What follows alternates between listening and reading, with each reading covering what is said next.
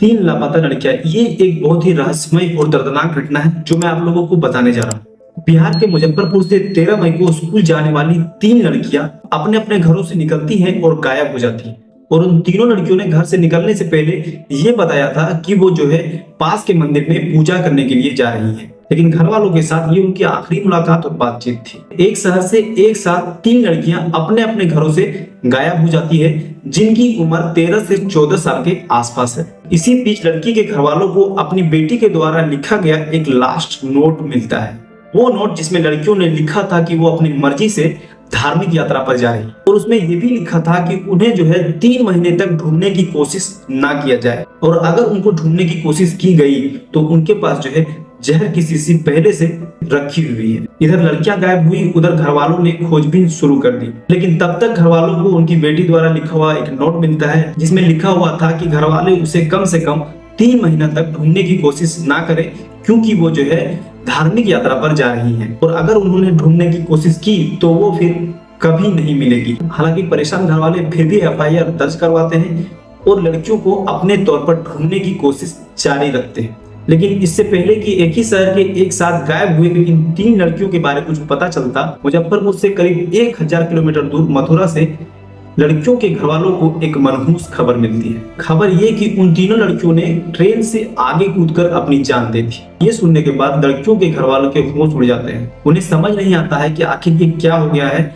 घरों में मातम पसर जाता है। अब सवाल था कि ये लड़कियां अपने अपने घरों से गायब क्यों हो गई, और इन्होंने अपने घर से दूर मथुरा में जाकर जो है ट्रेन के आगे कूदकर खुदकुशी क्यों कर ली। पहली बात तो ये कि उन तीनों ने जो है धार्मिक यात्रा पर जाने की बात कही थी। साथ ही ये भी कहा जा रहा है कि घर वाले उन्हें ढूंढने की कोशिश ना करें।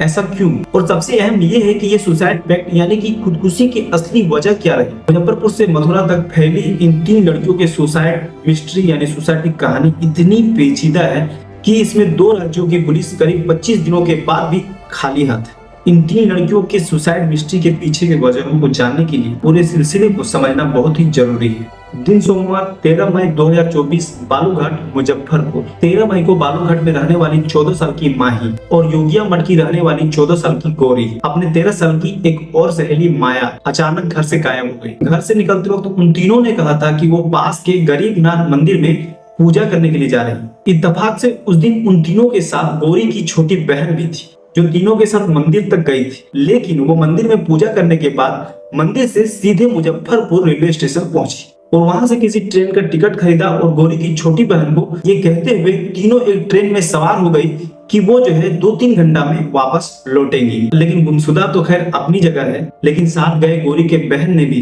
तीन लड़कियों के ट्रेन में बैठकर कहीं चले जाने की बात घर वालों को पूरे 2 दिन के बाद बताई, क्योंकि अपनी दीदी और उनकी सहेलियों का यूं किसी ट्रेन में बैठकर कहीं चले जाना उसे काफी डरा रहा था। अब तक घर वाले अपने बच्चों की तलाश शुरू कर चुके थे, लेकिन कहानी में ट्विस्ट तो तब आया जब घर वालों को उसकी कॉपी में उसके हाथों से लिखी एक चिट्ठी मिली, जिसमें उसकी गुमशुदगी की वजह भी लिखी थी और उसकी मौत की धमकी भी। घर वाले अपने बेटियों की गुमशुदगी से पहले ही परेशान थे, ऊपर से गौरी की ये चिट्ठी डराने वाली थी। गौरी ने इस चिट्ठी में 3 महीने बाद घर वापस लौटने की टाइम और डेट दोनों मेंशन कर दी थी। लेकिन परेशान घर वाले आखिर चुप कैसे बैठते, और उन्होंने ये चिट्ठी मुजफ्फरपुर पुलिस को दी और बच्चों की तलाश जारी रखी। उम्मीद थी कि जल्द ही उनकी बेटी की फोन का लोकेशन ट्रेस करने में पुलिस कामयाब हो जाएगी। चलिए अब जानते हैं कि इस नोट में आखिर क्या लिखा था। पुलिस को माया के कपड़ों से जो सुसाइड नोट मिला था वो कुछ इस तरह से था। नोट में लिखा था कि वो बहुत कुछ लिखना चाहती थी, लेकिन वक्त के कमी के कारण वो ज्यादा कुछ नहीं लिख पाई। उसे कोचिंग भी जाना था, साथ ही उसने इस नोट में लव यू गौरी और माय वाइफ भी लिखा था। माय वाइफ, जो कि अपने आप में एक अजीब बात था।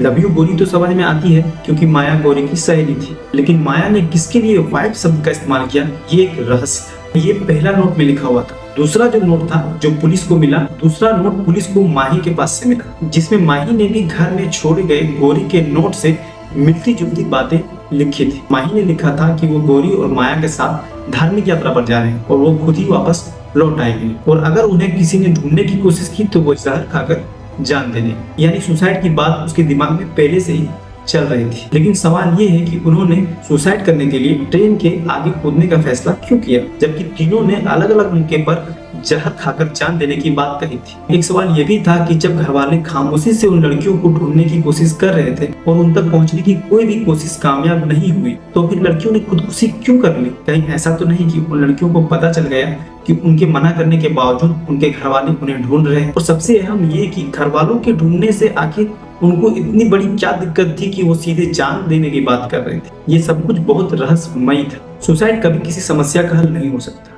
ये तो सही है, लेकिन ये भी सही है कि लाइफ आफ्टर डेथ यानी मौत के बाद की जिंदगी हमेशा से एक रहस्यमयी विषय रहा। और इन तीनों लड़कियों की ये मौत की कहानी कुछ इसी थ्योरी के इर्द गिर्द घूमती है। इनमें से 2 लड़कियां जहां भगवान से मिलना चाहती थी, वहीं एक को अपनी मर चुकी मां से मिलने की आस थी और इसके लिए उसने बाकायदा तारीख तय कर रखी थी। तो सुसाइड नोट ने इस वारदात के रहस्य को और भी गहरा कर दिया। इस बीच पुलिस ने एफआईआर दर्ज करने में हेला हवाले भी की, लेकिन गुमशुदगी के कुछ दिनों बाद पुलिस ने लड़कियों के घर वालों को जो जानकारी दी उसके मुताबिक लड़कियों ने लखनऊ जाने वाली ट्रेन का टिकट लिया था। इसके बाद गौरी के घर वाले लखनऊ पहुंचे, मगर लड़कियों का कोई भी पता नहीं चला। इसी बीच पुलिस को लड़कियों की लोकेशन कानपुर मिली, जिसके बाद घर वालों ने कानपुर में भी अपनी बेटी को रेलवे स्टेशन से लेकर आसपास के इलाकों में खूब ढूंढा, लेकिन ये कोशिश भी नाकाम चली गई। लेकिन इस गुमशुदगी के ठीक 13 दिन बाद एक ऐसी वारदात हुई जिसके बारे में कोई सोच भी नहीं सकता था। तीनों ही लड़कियां एक दूसरे का हाथ पकड़कर मथुरा में एक मालगाड़ी के आगे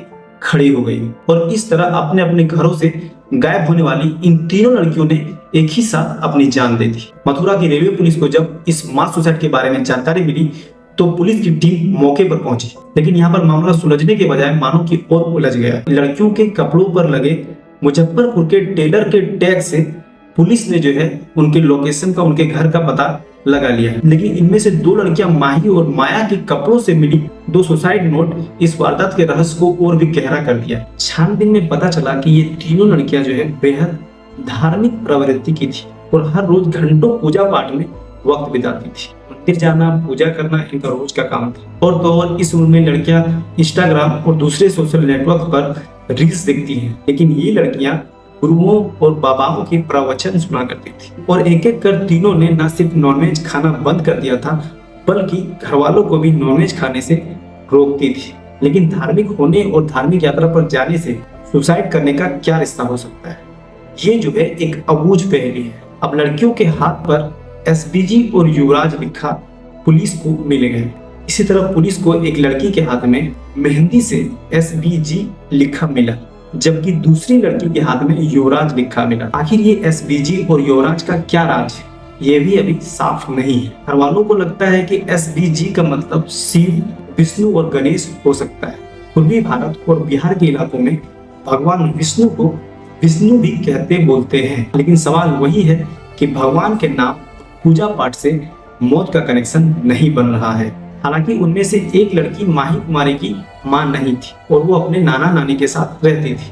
माही को अपनी मां से बहुत लगाव था और वो अक्सर जो है अपनी मां से मिलने जाने की बात कहती थी। माही ने एक जगह एक नोट में 2024 के मई महीने में मां के पास जाने की बात भी लिखी थी। ऐसे में सवाल ये भी है कि कहीं इन बच्चियों ने अपनी माँ और भगवान के पास जाने या उनसे मिलने के धोखे में तो ये भयानक कदम नहीं उठा लिया। हालांकि लड़कियों के कुछ घर वालों को ये मामला सुसाइड का नहीं बल्कि कत्ल का लगता है, जिनका कहना है कि लड़कियों को किसी ने अगवा कर उनकी जान ले ली होगी। हालांकि मथुरा पुलिस के पास उस मालगाड़ी के ड्राइवर का बयान मौजूद है, जिसने लड़कियों को एक दूसरे का हाथ पकड़कर अचानक ट्रेन के सामने खड़े होते हुए देखा था और इस हिसाब से तीनों के मौत के सुसाइड होने की पुष्टि होती है। लेकिन सुसाइड के पीछे भगवान से या फिर मर चुकी मां से मिलने की इच्छा थी, ये बात हैरान करती है।